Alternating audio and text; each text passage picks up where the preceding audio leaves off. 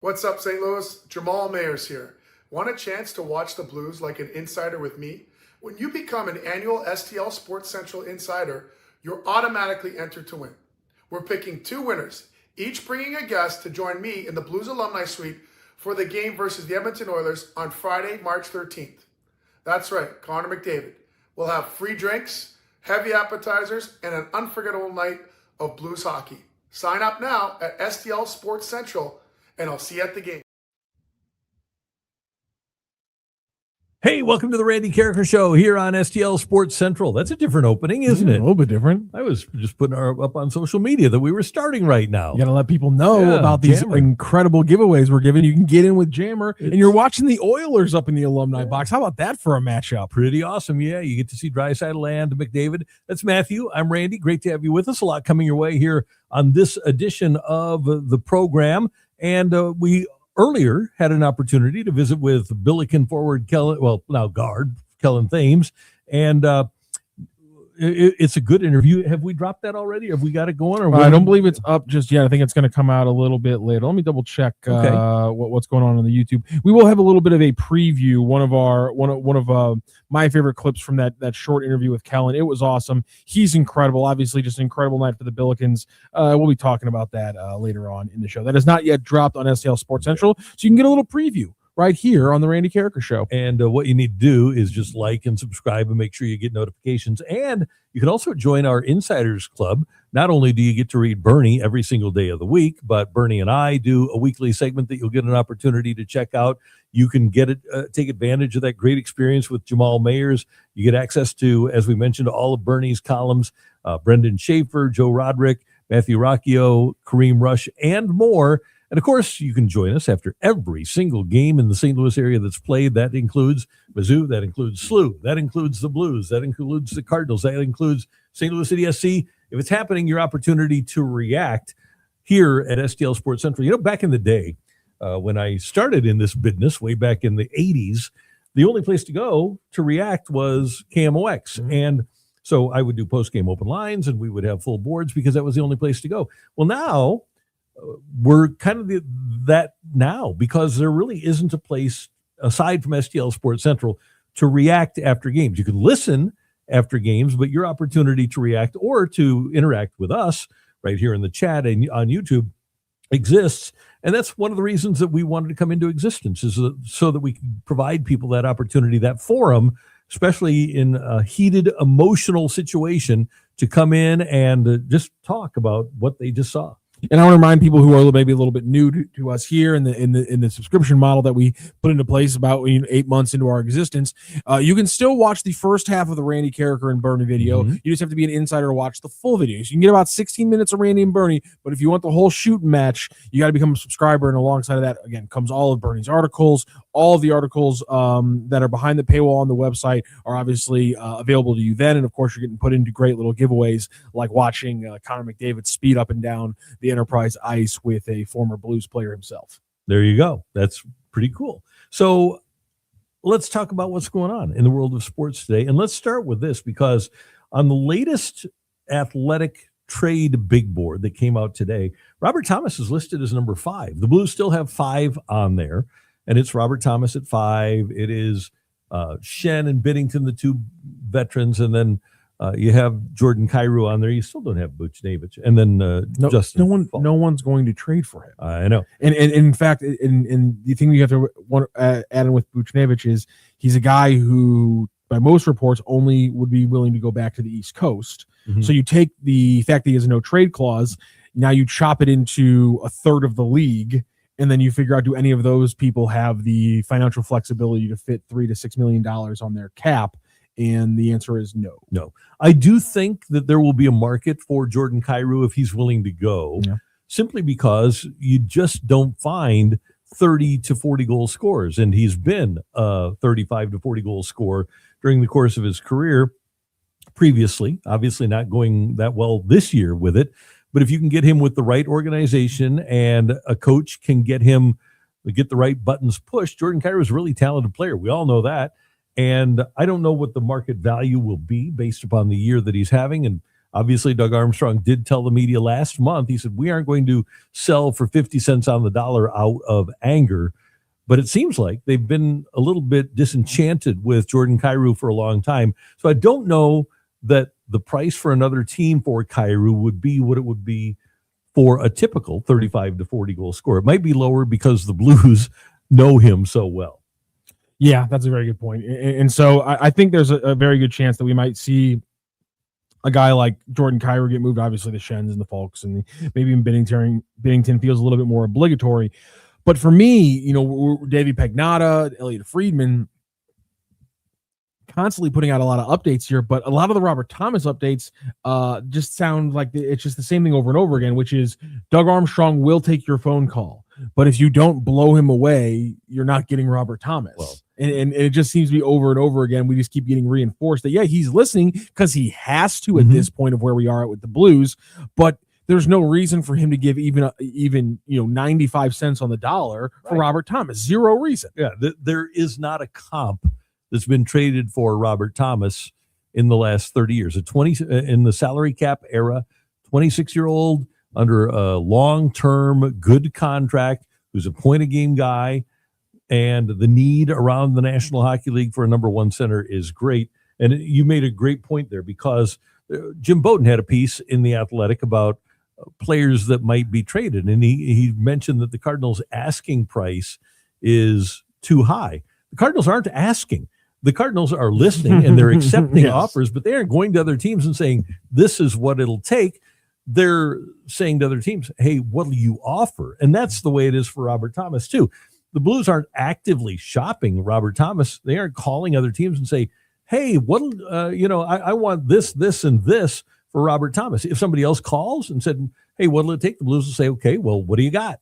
But they aren't developing an asking price at this time for either of those players. The Blues with Thomas, the Cardinals with Donovan have to be overwhelmed. In fact, I wouldn't be surprised if Doug Armstrong, just for his own shits and giggles, is actually upping the price every time he gets a phone call. Yeah, why not? 3 first-round picks and 2 starting forwards. Do another one. Yeah. Your next 6 first-round picks and a goalie. Yeah, right. Just seeing if he can get somebody to be like, yeah, sure, why not? Yeah, right. So I don't know that that's going to happen. But Matthew, who, by the way, is a gambler, I'm not going to use the word degenerate, but I'm going to say that we might have discovered a little bit of degenerate tendencies while I was putting together this segment. Yeah. So, okay, he wanted to build a betting line for both Donovan and Thomas to go. I want you to tell the viewing audience here at STL Sports Central what happened as you built these betting lines. So the betting line is going to be pretty simple. We're going to create fictional lines that I created on my own of how likely it is that the Cardinals trade Brendan Donovan, how likely it is, or unlikely, you can go the other way, the Blues are to trade Robert Thomas, how likely it is that both would happen, a little two-leg parlay for the both to happen, or a two-leg parlay for them not to happen. And as I was building this, I had my Donovan number and I had my Thomas number, and just on my own mind, I was like, I'll throw together what the two-leg parlay number would probably be. And I was like, okay, I want to be a little bit more locked in. Sometimes we get crap in the comments that I'm a little bit off on some of my facts because I don't always 100% write them down, and I'm picking from the brain and things like that. So I'm like, fine, I'll do the exact thing. So my prediction on my odds was that the two-leg parlay for them both to happen would be plus 1,200. I put it into a gambling calculator and it was plus 1,220. And so I might be on, I'm using DraftKings exactly as much as I should because I'm starting to lock in these numbers. So which STL prize target would you bet on to go? Here is the fictional numbers that I have given for the Cardinals and the Blues. I'm going plus 120 on Brendan Donovan, plus 500, because at this point, in my opinion, it's unlike I'm on the 50% side that they won't be traded. So you're getting plus money on Donovan. You're getting a little bit more plus money on Thomas. Obviously, there's the math playing out for the both of plus 220. And then the math here was a little bit different. If I would have gone like full VIG on the opposite numbers, like the opposite of plus 500 isn't minus 500. The opposite of plus 500 is usually like minus 760. So if I would have done the actual like full VIG opposite, I think the odds on the neither parlay would be a little bit higher, but I feel like at this point it is the most likely option. So I'm not giving you plus money. You got to give me $105 to win 100 on the neither, but I'm giving you plus money on Donovan, Thomas, and both. What are people taking in this little Blues and Cardinals trade parlay? That's what I want to know. Jump into the chat. By the way, the chat, very not very fact-based. There's loving everybody. Craig Lewis says, good afternoon, gentlemen. Good afternoon. Nancy Pat says, hello, STL sports fans. Hello, Nancy Stephen Burns says, good afternoon to everybody, as does Bubs, although Bubs is a good afternoon. So hello to everybody in the chat. Let me know if you're buying on any of these odds for the Cardinals and the Blues prize target trades. We know both of them are wanted by teams all over the NHL, but will either of them go, or neither of them go, or one of them go? You make the choice in the chat right now.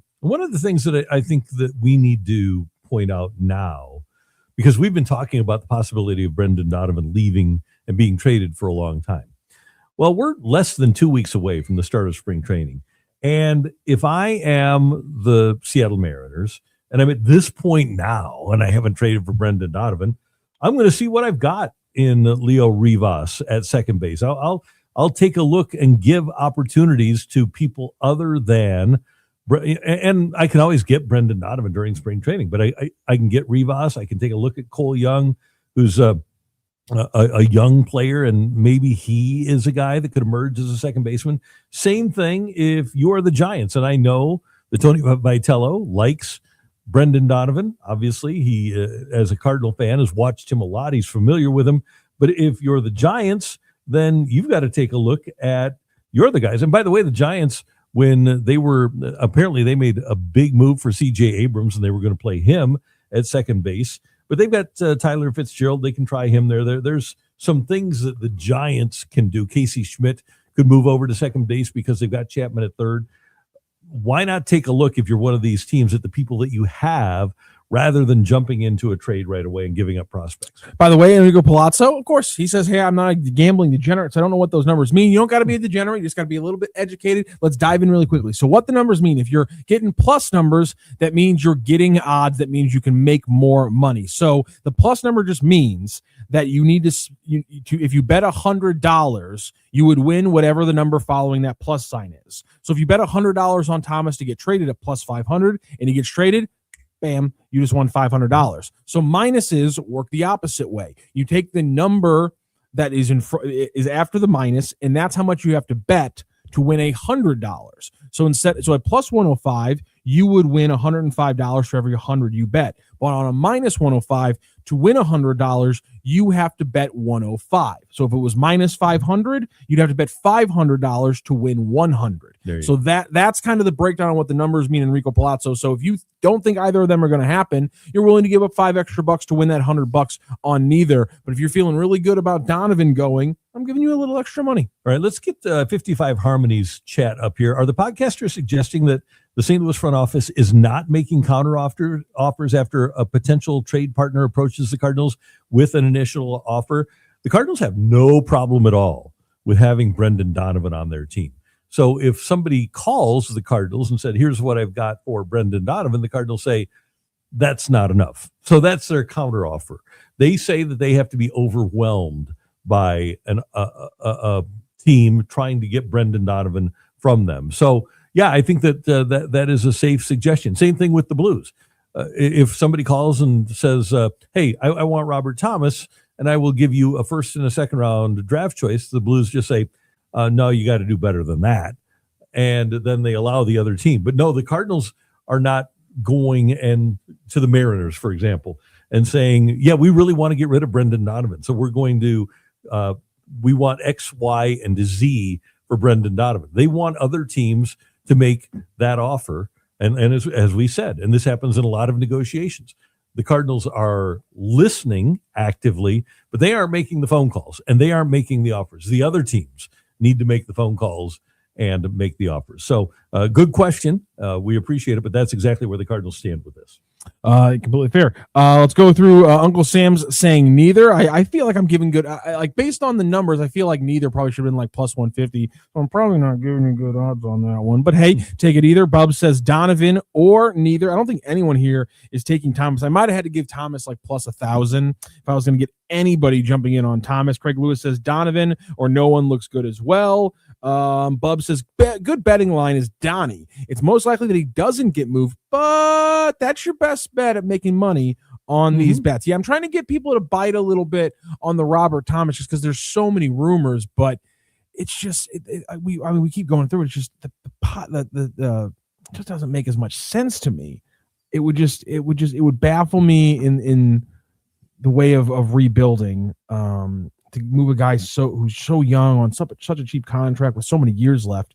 It's just, unless you're absolutely, it's the same thing. Like if we're talking about NHL trades, it's kind of like why I'm a little confused on the Shane Wright trade that people keep throwing out, because like I get the ones where people are like, well, they trade Shane Wright to actually get like a 27-year-old who's more experienced and actually improves the team. But there's some people who are like talking about how the Blues can get Shane Wright for like Braden Shen and some picks or something like that. And I'm like, why would Seattle trade a guy who's 24 or 20? He might even be younger than that right now. My apologies. Why would they trade a guy who is 22 ? My apologies. Yeah. And at one time had number 1 pick talent and fell in the draft. It was only number 4. Yeah. Why would they move him for Braden Shen? I understand why they trade him for a different package, but I don't understand why people think that move would make sense for the Kraken. And Seattle is not that they're exactly like the Blues, but they aren't. They also don't fancy themselves as a team that needs a piece like Braden Shen to get over the top. They aren't a Stanley Cup contender this year, and I think they probably have an idea of what they're doing there.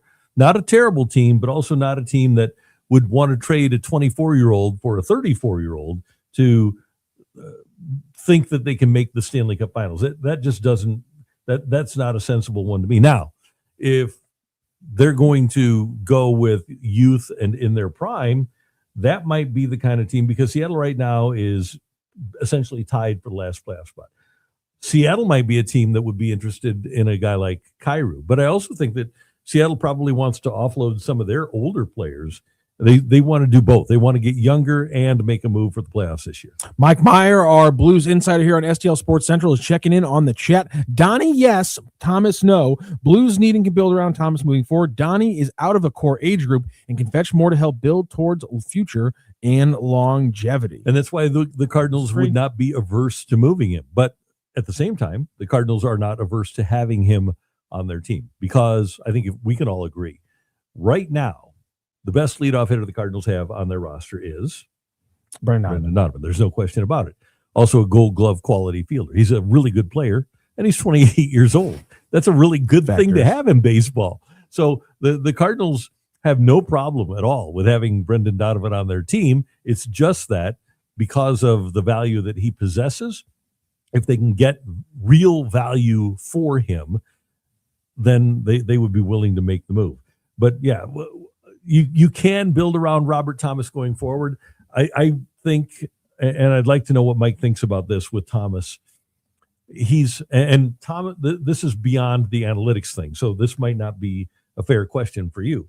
But what you hear from people within the organization is that while Thomas is an extraordinarily gifted player, obviously he's a point-of-game guy, he can play 200 feet. They would like his 200-foot habits to be better. But there's also, I think, Matthew, questions about him being able to put a team on his shoulders and saying, okay, guys, we need to win this game, and I'm just the guy to do it. All the numbers in the world can't tell you whether he's that guy. Mm-hmm. But there are some guys you win because of and some guys you win with. You can definitely win with Robert Thomas. I just don't think that he's a guy, based on now 8 years in the NHL, I don't think he's a guy you win because of. I don't think that he's going to put a team on his shoulders, but that doesn't mean he's not a great player, because he is a good player. You need those kind of players. He's a support player. He's just not one of those guys where you say, like, there were times like Connie Smythe winner Ryan O'Reilly. Ryan O'Reilly wasn't nearly as talented as Robert Thomas, but during a lot of that playoff run when he was healthy, Ryan O'Reilly put the Blues on his shoulders. Brett Hull was a guy, because of the extraordinary talent, could put the Blues on his shoulders and win games. But he also, I was telling the story today on the TV show about the game in L.A. where Brian sent one of his brothers out. I think it was Ron Sutter, in a game in L.A. with about 4 minutes left, sends his brother out. And this is in Jeremy Rutherford's book. Sends his brother out to replace Hull at right wing. And Hull said, get off the ice. There's like 4 minutes left. So Ronnie comes back, and Brian Sutter is the coach, and Brian said, "What happened?" And Ron said, "Well, he wouldn't let me come out. He wouldn't let me get on the ice. He wouldn't come out of the game." Another shift, stoppage in play. Brian says sends Roddy out again. Now there's like 3:20 left. Holly says, "Get the hell out of here. Get off the ice." So Ronnie comes back. Brian says, "What happened?" Same thing. So now another shift. You got like 2:40 left. And Brian is yelling at Hull, "Get the blank off the ice. Get the blank off the ice." Now you get to like 2 minutes left, 150 and 130. And finally, and it's a tie game. And Hull scores because he can, right? Yeah. Because he can. So there's like a minute and a half left. And he's like had like a 2.5 minute shift. And he comes back to the ice. And in quintessential Hully fashion, he says, "We aren't going to overtime in Los Angeles."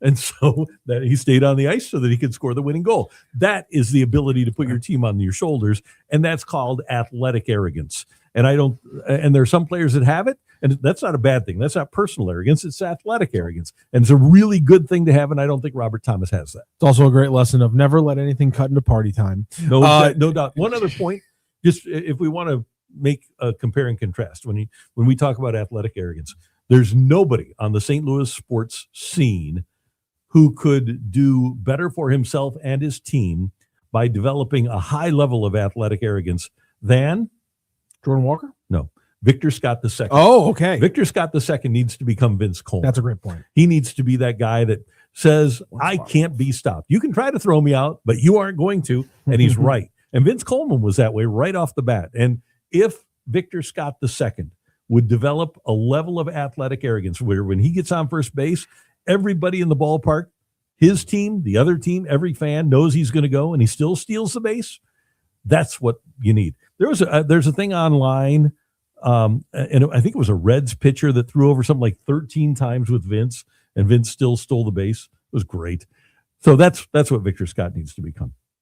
Jay Bach says, just keep Donovan. He's not making hardly anything. Any other teams will probably not give you anything great for prospects. And to add to your point, if you don't know if you're going to have Lars Nootbaar on opening day, not that it would be a bad thing to play Ryan Church in left because you can find out a little bit about him. But if Brendan Donovan is your opening day left fielder and you have that presence not only on the field but in your clubhouse, the leader of this team and the leader of this team last year and kind of down the stretch the year before, that's Brendan Donovan. This is a guy that takes care of and nurtures young players. You know, what he's got a lot of? He's got a lot of Alexander Steen in him. Brendan Donovan is a guy that cares about everybody on the team. He cares about winning. He makes sure that everybody's doing okay. When players come up to the major leagues, who buys the big bottle of champagne and has everybody on the roster sign it? It's Brendan Donovan. So that's the kind of guy that you love having on your team. And so it's not a bad thing to have Donovan be the leader in your clubhouse. Might not be a great thing to have him traded because I don't know who takes on that role if he departs, but I don't know about you, Matthew. I wouldn't be brokenhearted at all, especially if Nootbaar isn't available. If Donovan was your opening day left fielder, Scott in center, Walker in right, and then we know Gorman, Wynn, Weatherholt, Burley, and then whomever is behind the plate, and then figure out who your DH is going to be. But if Donovan's on the team playing left field, or even if he's playing third base, I'm good with that. Yeah, I have no problem with it, and it seems like it's more likely than it ever has been. We got this from Bub 298. That's different than Bubs. We got different people running around here. Bub. I and maybe the Blues see Thomas as a piece of foundation on which to build a good team. Now, if he had quote unquote personality issues in or out of the locker room, I would have a different opinion. Mm-hmm. And I wonder if Bub's opinion changes based on kind of your thought process, or if there's other people around who have a similar thought process to you of like, is this guy the athletically ignorant leader you need? Yeah, well, just athletically arrogant. Arrogant, not ignorant. My apologies. Yeah. Arrogant. Obviously. And Jesus. No, he's a talented player. There's a guy that for the Stars the other night scored a couple of goals, Matt Duchene. Matt Duchene had the worst reputation around hockey, right? As a cancer, as a guy that you didn't want on your team. Really talented, super talented. And now that's not what we're talking about with Robert Thomas. But if he was a piece of the foundation to build a good team, can I go back to the last one, the one about Robert Thomas? Yeah, my bad. Because Robert Thomas is a really good guy. And I don't want anybody misconstruing what I'm saying here. He's not a powerful personality. Now, as this, I see Thomas as a piece of the foundation on which to build a good team. Now, if he had personality issues are what I'm talking about with what Matt Duchene had. In or out of the locker room, I'd have a different opinion. You're exactly right. He's not an overwhelming personality. He doesn't appear to be a guy that's going to the rest of the room and being that leader type, like Steiner was, like David Perron was, like Braden Chen is. But that doesn't mean that he can't help you win. And he does not have any, at least as far as I can tell, personality issues. Sometimes the Blues get frustrated because he thinks he should do better and he looks up into the rafters when he doesn't score a goal. But that's not a bad thing. That means he's just trying to compete. But I agree with you 100% in that he can be a piece of a foundation, but I don't think that he's going to lead the group. Yeah, I think it's a fair take. It's not different than what we've heard about him for a few couple years. And by the way, he's not immature either. He's he's got a kid. He's married. He's got a kid now. He's fine, but he's just. I think we can all figure out what we're talking about here in terms of leadership. You can tell the guy is on the ice. We all knew also when Ryan O'Reilly arrived and Petro was wearing the C, but we all knew that the guy that was the engine was Ryan O'Reilly with the work ethic and teaching young players. He was the guy. And it's not a negative to not be that guy. Some guys have that innate personality and some guys don't. Also, for all we know, 2 years from now, when he's 28 years old, maybe he has a second kid. For all we know, Robert Thomas might be a guy who grows into that as he gets older. Absolutely. As he gets more comfortable being a vocal player, as he gets more comfortable in the city and being a leader in that way. This isn't some static thing that can never change. It's just he's 25, 26 right now, and he's still got some growing up to do. Yeah. And I think that's one of the things. We all? Because he's been around for such a long time, because he's in his 8th year now. Yes, great point. We expect him to be that guy and a lot of guys show up. I mean, Brian Sutter was a rookie or second year, and he was the captain of the team. Some guys develop those traits at different levels, and maybe Thomas will never develop those. But bottom line here, guys, we're talking about trading Robert Thomas, and let's go back to those odds. You had plus 5,000. No. I had plus 500 on Thomas. 500, maybe a little higher. Yeah, I would definitely not make that bet, even though it's a nice value bet and you could win a few bucks. I would not bet on him being traded, because I think the Blues see the same traits and skill set that all of us see, and they see the age and they see the contract, and they say, you know what? If this is the biggest problem we have, we should be a lot better than we are. He's certainly not a problem. Also, and again, to me, it's material that a lot of the rumors around Thomas are just the same thing, kind of over and over. Got a couple more comments, and then I hope Mike Meyer is still in the chat, because I really want him to be here for this next little Blues segment we do. Donovan has 2 years. We need some veteran leadership. He's cost controlled, and he's a good, not great, versatile player. If he gets moved, 2027 makes more sense, or even the trade deadline. Yeah, and I guess what you have to do, and the Cardinals and baseball know more about this than we do, but it might not make any sense for teams to be trading for players for the 2027 season, because there might not be a 2027 season. And so even if you get to the deadline, is it worth it to have him for September and October and then maybe not have a 27 season, and he's out in Donovan would be out in terms of free agency sooner than you'd like if you were the acquiring team. If I were an acquiring team, I'd want to have him, and definitely have him for this pennant race. But I'd like to have him for the whole year. I'd like to get, if I was going to trade prospects, and like we said, you're going to have to trade big time prospects. You're going to have to trade something that you don't want to trade for him. I'd want to be trading for 2 years of him or at least 1 full year of him rather than 2 months. And last thing here on the Blues Cardinals before we switch back, VS2 needs to have the athletic arrogance of Ellie De La Cruz. Yeah, that'd be nice. That'd be nice. Yeah, I'd like that. I just think that, number one, I love the skill set, and I want him to get on base. But yeah, I just want him, because he does have a green light. I think there's a perception that Ollie and the staff kind of have their thumb down on Victor Scott. It's the opposite. They actually would like Victor Scott to run more than he does, because they've given him the green light. So I hope that he develops that, and I hope when that green light is on, heck, even when it's the yellow light, doesn't the yellow light mean step on it? Just when the yellow light goes, just go. Jesus. I hope you never taught driver's ed, Randy. Something that I've been working on here is a little bit of a question. Blues lost last night. The Dallas Stars 4-3. They now have they have had for a while, but the numbers continue to move up. The second best odds for the lottery. And so I've been seeing this around the Blues Twitterscape, and I decided to co-opt and bring it into the show. And we're going to ask this question every time the Blues lose a game for the rest of the season. And the question is simply, just how ethical is the Blues' latest tank job? And if you guys don't know a lot about tanking, heck, you're St. Louis sports fans. It's been 10 years since the Rams were here. You've forgotten what tanking looks like. It's completely reasonable. It's understandable. It's a good thing that you've forgotten what tanking looks like. But let me remind you, there is ethical tanking and there is unethical tanking. A good example of unethical tanking, you know a lot about it. The Rams from about 2009 into 2015. That's unethical tanking. That is very unethical. They suck, and there's no reason to suck. No good thing is on the end of that sucking. Not as malicious, but another good example of unethical tanking would be a couple different eras of Pittsburgh Pirates baseball. That's bad, unethical tanking. We're not getting good players. We're not retaining anybody. We're not building to anything. Ethical tanking, you just got to look at some of the best tank jobs in history. How did the Spurs get Tim Duncan? Well, they had David Robinson. Well, they sucked before they got David Robinson. They got David Robinson. They got better. He hurts his back. They realized we're going to be terrible this entire season. We're not going to make the playoffs without David Robinson. We're not going to win anything without David Robinson. Let's suck so bad we guarantee ourselves Tim Duncan. And while the Boston Celtics had a very good chance, they got Tim Duncan, and that's the left. So how ethical? By the way, Clippers, when Curry was out, when they got James Wiseman, second pick of the draft. Yeah, the Warriors.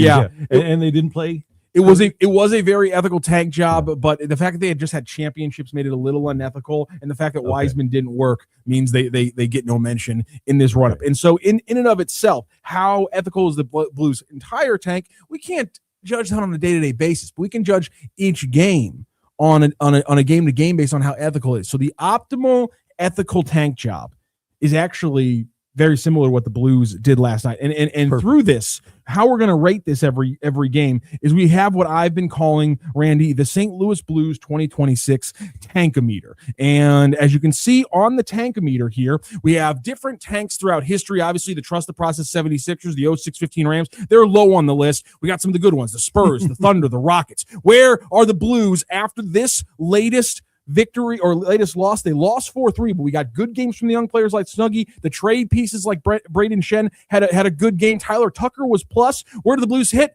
Ding, they hit right above the 2011-2014 Astros. It's not full David Robinson or Tim Duncan level tanking for the Blues because they don't have a David Robinson necessarily. Are they going to get a Tim Duncan level player? He's not Connor McDavid in this draft. Ivar Stenberg looks good. So I'm not giving him 1998 Spurs. You also have the 2011 Colts that was sealing up Andrew Luck after Peyton Manning left. It's not to that level. But last night, one of the better ethical tank jobs by the Blues. Again, great games overall from all the young players. You had a +2 from Dalibor Dvorsky, who picked up an assist. You had a +3 from Jimmy Snuggerud, who picked up 2 assists. Again, the 2 goals on Braden Shen, because the other factor for ethical tank job isn't just your young players playing well, it's your trade pieces also playing well before trade deadline. So Braden Shen getting 2 points, we love that. Justin Falk got an assist, also was +2 on the night. I mean, it's going to be hard to get higher than that for the Blues, but later on in the season, as they get closer to that number 1, because the lottery affects things, we might get a little bit higher. That's where I'm putting the Blues pretty high up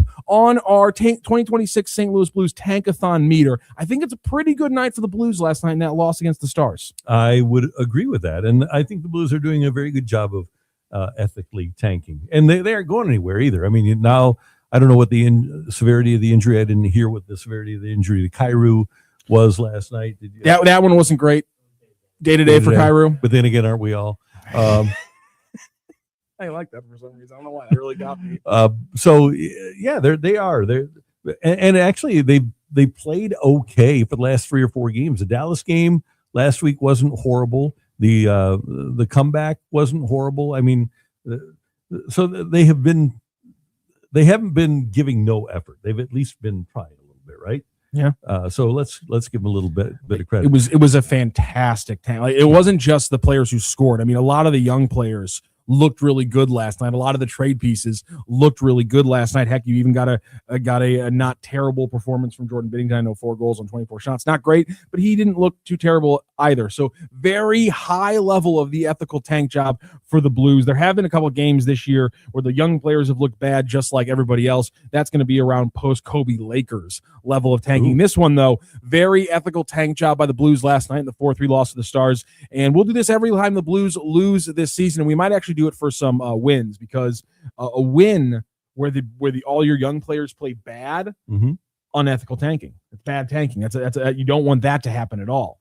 Now, one team that didn't know they were tanking but was the New England Patriots. We're going to play in Super Bowl 60, and Super Bowl 60 deserves a sportsbook built for the moment.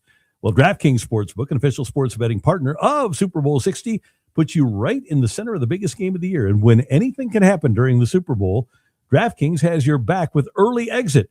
What's that mean? If your player goes down in the first half, you still get paid out in cash immediately. Once your bet settles, no bonus bets. So how did the Patriots benefit from not even trying to tank, but tanking? They got Drake May. That worked. Yeah, he is plus 106 to pass for 230 plus passing yards in this game.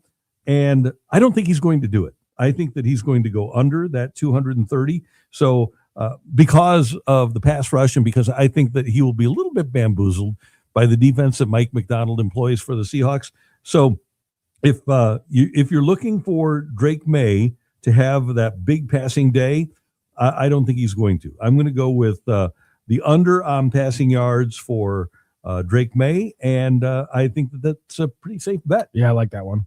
Yeah, I hate to bet unders, but I'm going to. Where is it at again? Right now, his over-under is, let me get back to it, hold on. It was 230. Yeah, I was going to say 229. Okay, I was thinking like 229 and a half. I feel good about that. I like putting him in a parlay for my personal props with a 220 plus. But I can also then I can compound that as well with a nice little under 230, and I'm winning both coming and going. Yeah, there you go.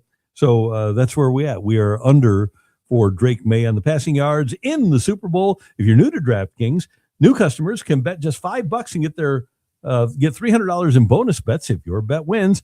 Download the DraftKings Sportsbook app now and use the code STL Sports. That's code STL Sports to turn $5 into $300 in bonus bets if your bet wins. In partnership with DraftKings, the crown is yours. Gambling problem? Call 1-800-GAMBLER. 21 plus, physically present in Missouri. Eligibility and restrictions apply. Bet must win to receive bonus bets, which expire in 7 days. Minimum odds required. For additional terms and responsible gaming resources, see dkng.co/audio. Limited time offer.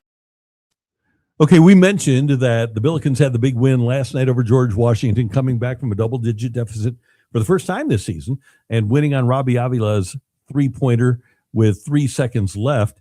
And now the Billikens will take on Dayton in for what we as fans look at as a really big game.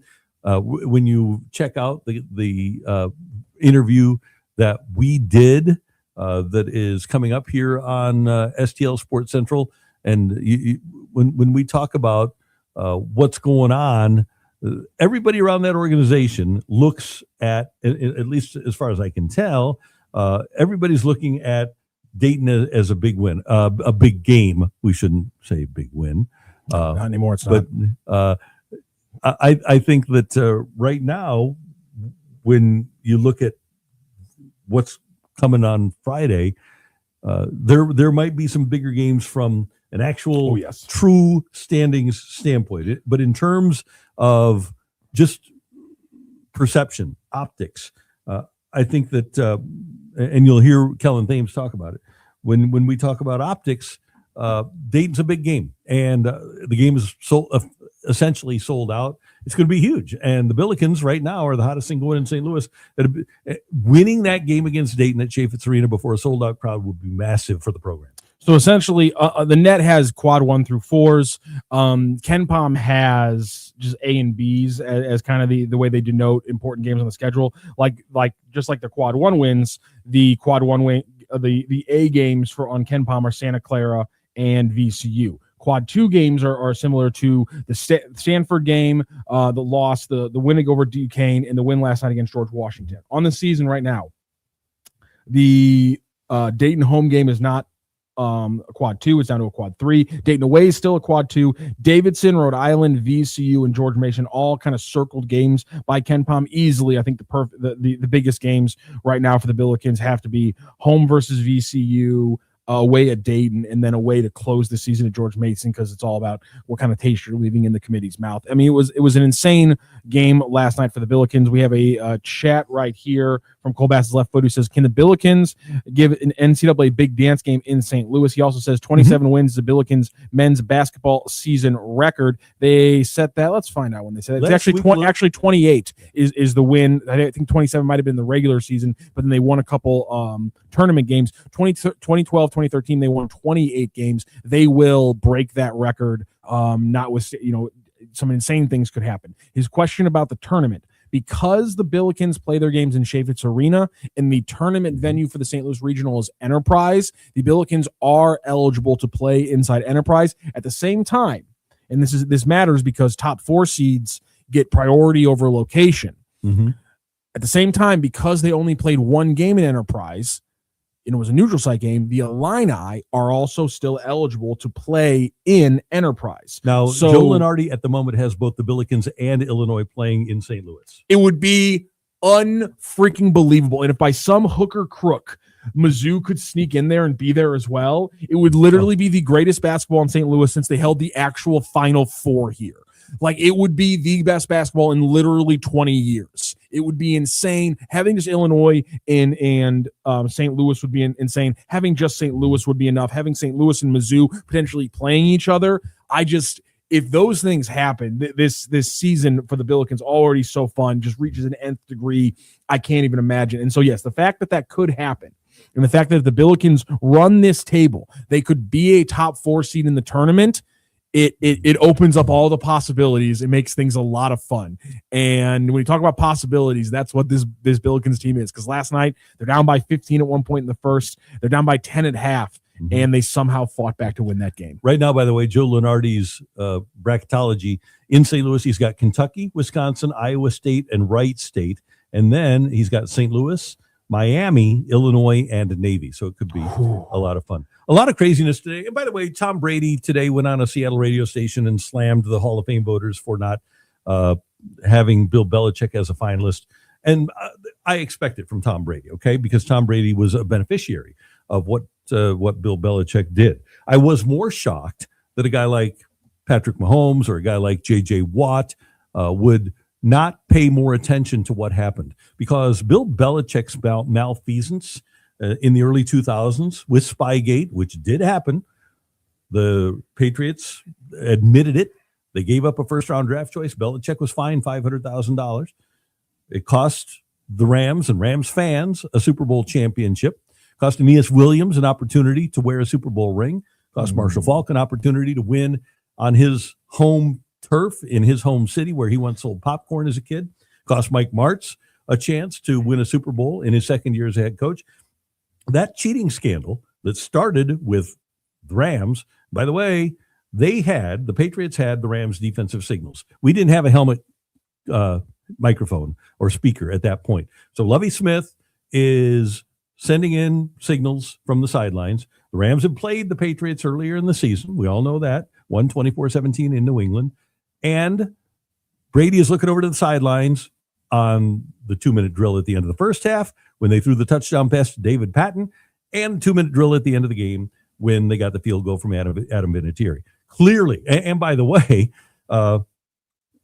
Mike Martz has said this publicly, so I don't think it's out of bounds to mention this, that Martz got Sean Payton invited him to visit the Saints down in New Orleans. And Payton goes to Martz. He says, "Hey, you want to see where Belichick spied on you guys from?" Took him to the spot in the facility where the taping was taking place. And so clearly the Rams practices were being taped. The walkthrough the day before the Super Bowl was taped, and the Patriots acquired information that they should not have had if there was competitive integrity. There was not.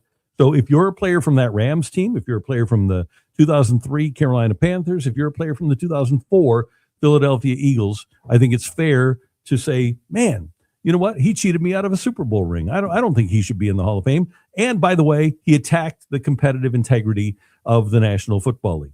Compare it to baseball, where the voters have not put in Manny Ramirez. He got caught cheating, and it was against the rules for him to use steroids, and he got caught. A-Rod got caught, and he got suspended, and so did Rafael Palmeiro. Those guys got caught cheating when there were rules in place. Now, I'm not even including Bonds and Clemens and McGuire, who didn't have those rules in place when they were allegedly caught, but none of those guys were ever suspended or tested positive. I'm just talking about those 3 baseball players in particular. Here's what these people are saying. These people that are so adamantly upset about Bill Belichick not being a finalist for the Pro Football Hall of Fame. I'm assuming that they still think that Tim Donaghy should be refereeing in the NBA, or that Jonte Porter should still be playing in the NBA, right? If you're going to attack the integrity of the sport and admit that what you did in breaking the rules had an effect on the outcome of games, then what's the difference? By the way, let's add this for any voter that said, you know what, sure, he won the 6 Super Bowls. Let's just assume that he did not cheat, okay? Do we have the statistic up for you? I'm getting it up right now, sorry. Okay. Tom Belichick, if you aren't aware of it, also coached teams that didn't have Tom Brady on the roster or as the starting quarterback. He coached in Cleveland. He had Bernie Kosar. He had Vinny Testaverde. He had Bledsoe. He had a year with Matt Castle in New England, and then Mac Jones later on. And he had Cam Newton. Belichick's record without Tom Brady on his roster as a head coach in the NFL, 83 wins and 101 losses, a .451 winning percentage. .451. Winning percentages of other coaches that didn't have Tom Brady as their starting quarterback. Joe Philbin with the Dolphins, .464. Belichick, .451. Lovie Smith, .479. Belichick, .451. Rex Ryan, .480. Belichick, .451. Norv Turner, .483. Belichick, .451. And maybe the greatest indictment of all. Jeff Fisher, .512. Belichick, .451 without Tom Brady as his starting quarterback. Yes, sir. In fairness to Jeff Fisher, by the averages, he wasn't going bleeping 7 and 9. That is true. Just a little bit over 8 and 8. A little actually. bit, yeah. So a bit over 8 not and too 8. bad. Let me get you one other thing here because I'm having fun playing this game for you. Yes, you are. I knew you would, by the way. Yeah. So somebody on Twitter directly tweeting around going, I know Randy's having a ball with this news or something like that. I was like, I like how universally understood this phenomenon of Randy's is. Yeah. So it's I think if you look closely at the body of work, you want to talk about the 2 Super Bowls that he won with the Giants as an assistant coach? Sure, let's talk about those. We don't have to. Assistant coaches don't make it into the Hall of Fame. That's true, but people are saying that he won 8 Super Bowls, aren't they? True.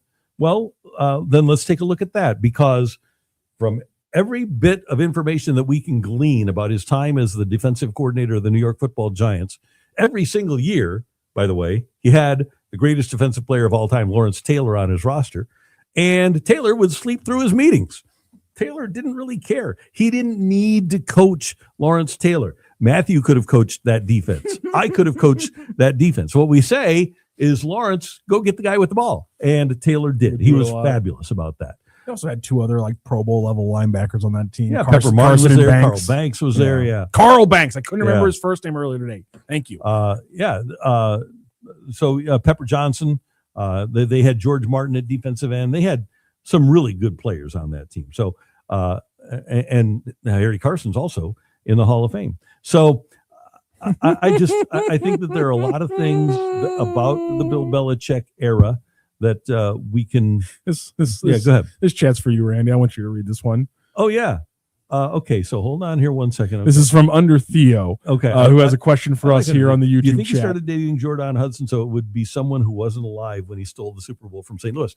That very well could be. One of the lines going around today, that this is the Patriots' first Super Bowl appearance since Jordan Hudson graduated from high school. So that's pretty good, isn't it? I like that. That's a good stuff. Okay. By the way, just to get a little bit more context to the Brady versus not Brady conversation, let me get to my update here. Okay. 249 wins, 75 losses, including playoffs with Brady as his quarterback. Mm-hmm. Okay. 219 and 74 in the regular season. Mm-hmm. And the other one is the playoffs.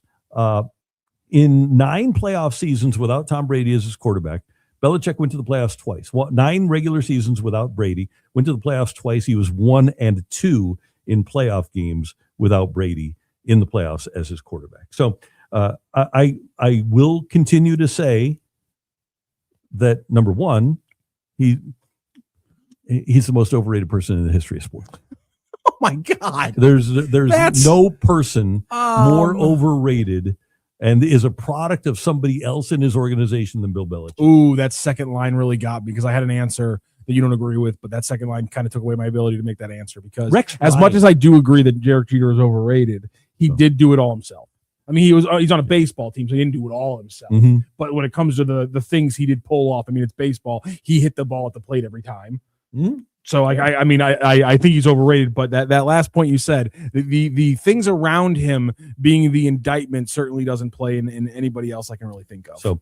So anyway, I'm amazed by the overwhelming level of support, and I'm glad that there's other people in our industry, and I hope in the NFL, that recognize that, hey, the guy ultimately he cheated, and I guess people just hey. I guess you can cheat and get to the highest levels of society. I'll just say that. There we go. Last time before we go, I just want to say everyone again, if you want a little bit more Billikens coverage, we're going to have a interview with Kellen Thames dropping later today on STL Sports Central. It'll be under the videos tab. Me and Randy recorded a little bit earlier today. We talked to Kellen about last night. Got an update on the health, how he's been feeling after playing season high minutes, kind of his mentality during games, how he got here, why playing point guard under his dad in high school was such an important factor. A lot of great Billiken stuff there. You can also go back and watch the post game from last night. I had a lot of fun doing that post game, but also if you want to, just go to the last 10 minutes when I was able to get Bob Ramsey onto the post game, like I am able to for the back half of those post games. Rammer had been put through the ringer for a crazy up and down game. He was exhausted. You could tell, but still 10 great minutes of breaking down college basketball and keeping your eyes peeled. As soon as we started talking about Billikens, we got a lot of really good response in the chat. So that's given me all I've needed, that I'm going to keep making sure we talk Billikens as much as possible on the Randy Karraker Show. It's the best. All right. Well, we thank you for being a part of it. Thanks to our friends at DraftKings, where the crown is yours, for supporting STL Sports Central. Thank you for supporting STL Sports Central. And thanks to Wilson for getting us on the air, as he does every single day and provides us great info as well. And we will see you next time on the Randy Karraker Show. So long, everyone.